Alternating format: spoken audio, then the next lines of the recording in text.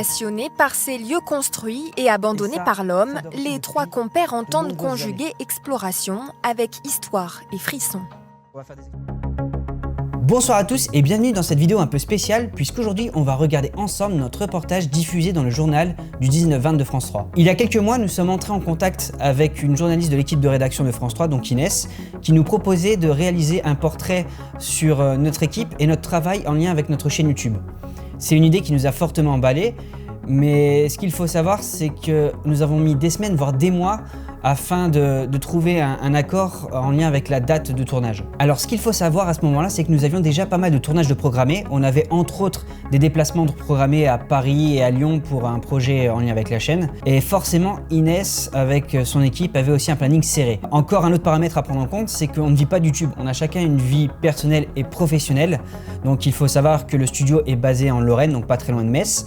Hélène, elle, habite en Belgique et Jérémy travaille et habite sur Paris et descend quand il y a besoin pour les tournages, en l'occurrence pour la chaîne. Tout ça pour dire que trouver une date qui convenait à tout le monde, ce n'était pas une chose facile. Un autre problème restait à résoudre, c'était le lieu de tournage.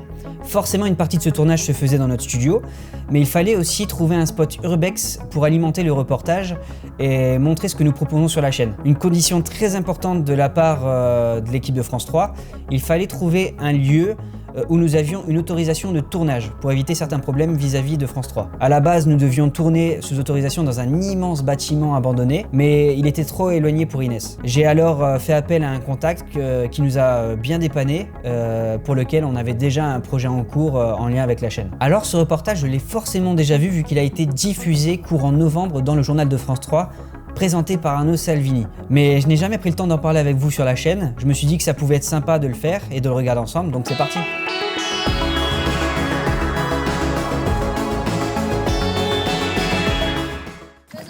Dernière vérification du matériel. Hélène, Michael et Jérémy réalisent des vidéos d'exploration urbaine. Au programme du jour, des repérages pour un prochain web documentaire dans les galeries de la mine de fer d'Usigny, fermée depuis plus de 40 ans. Accompagnés par les membres de l'association qui sécurise la mine, les trois amis découvrent les lieux.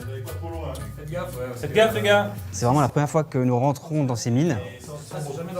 C'est un lieu qu'on ne connaît absolument pas et on est très anxieux parce qu'on ne sait pas ce qu'on va découvrir derrière. Regardez voir, c'est juste dingue. On retrouve encore des engins qui seraient encore a priori en état de fonctionnement, c'est juste incroyable. Passionnés par ces lieux construits et abandonnés par l'homme, les trois compères entendent conjuguer exploration avec histoire et frisson. On va faire des explorations souvent nocturnes ou alors vraiment dans des lieux souterrains, donc on est vraiment dans l'obscurité. Et ça permet de parler histoire, mais vraiment différemment. Donc on va ajouter à nos vidéos vraiment une couche qu'on appelle un peu creepy, donc c'est vraiment angoissant, qui va permettre de retenir toutes les personnes qui vont regarder les vidéos, mais de s'intéresser quand même à un côté historique. L'objectif, c'est d'avoir un lieu qui n'est pas trop dégradé, qui n'est pas trop tagué non plus. Et là où on va retrouver encore du mobilier, vraiment des choses qui sont très personnelles au lieu, ce qui va permettre de retracer l'histoire à travers la vidéo. Avec sa caméra orientée vers son visage, Michael transmet son adrénaline pour ajouter à l'aspect immersif. Nous sommes à plusieurs mètres en dessous du sol. Une atmosphère pesante que Jérémy va accentuer au montage en post-production. J'essaie d'avoir une lumière assez faible pour donner un peu cette ambiance bien sombre et cette solitude qu'a Michael quand il y a l'image. On essaie d'avoir un rythme, quelque chose qui capte tout le temps le spectateur. Et cela donne ça. C'est hyper dangereux parce que c'est quelque chose qui est ultra pentu.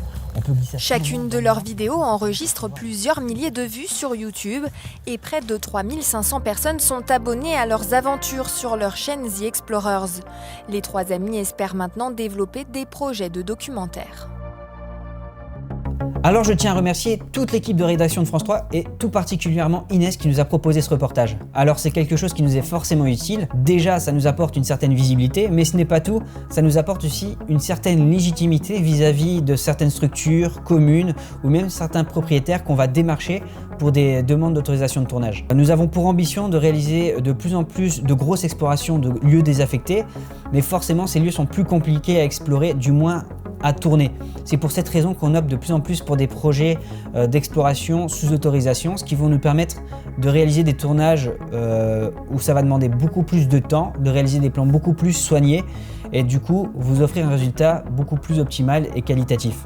Par exemple, le teaser qui est sorti la semaine dernière sur la chaîne fait partie d'une exploration que nous avons tournée dans un immense bâtiment désaffecté, mais sous une autorisation exceptionnelle, ce qui nous a permis d'avoir des plans beaucoup plus soignés et du coup un format qui sera beaucoup plus qualitatif. Si vous ne l'avez pas encore vu, je vous invite à le faire, je vous mets une fiche au coin de l'écran. En tout cas, je vous préviens, ça a été très mouvementé. D'ailleurs, je profite de l'occasion pour vous annoncer que notre chaîne YouTube est désormais déclarée en tant qu'association depuis fin novembre. Donc ça va nous permettre de gagner encore plus en légitimité, ça va permettre de nous ouvrir certaines portes et du coup de gagner aussi encore en légitimité pour certains projets. Nous préparons d'ailleurs un documentaire qui devrait voir le jour sur la chaîne d'ici fin mai, début juin, si tout se passe bien. Ça fait 4 mois que nous travaillons dessus, il y a même un compositeur qui travaille actuellement sur la bande originale du documentaire, mais il reste encore énormément de boulot, on est encore loin du résultat, et il y a encore pas mal de choses à faire, il y a encore une partie de l'écriture, il y a une grosse partie du tournage à réaliser.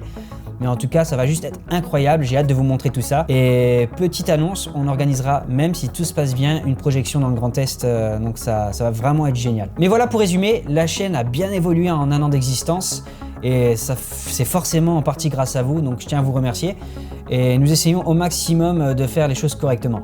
Et pour terminer, il est temps d'annoncer le grand gagnant du jeu concours qu'on a mis en place il y a quelques semaines. Pour faire extrêmement simple, on avait reçu 2 caméras de la marque Neewer, d'ailleurs on les remercie encore, et on a fait une vidéo d'ailleurs pour la tester. Donc c'est simple, je vous mets une fiche au coin de l'écran, et le principe était extrêmement simple, il suffisait d'être abonné à la chaîne, laisser un commentaire en dessous de la vidéo et nous suivre sur Instagram. La grande gagnante, c'est Brenda Reglin, donc il suffit de nous contacter d'ici dimanche soir sur Instagram par message privé. Et par contre, si on n'a aucun retour, on refera un tirage lundi ou mardi. Donc félicitations à toi. Voilà, la vidéo touche à sa fin. Je vous remercie pour votre fidélité et surtout, je vous donne rendez-vous pour d'autres explorations. Ciao tout le monde.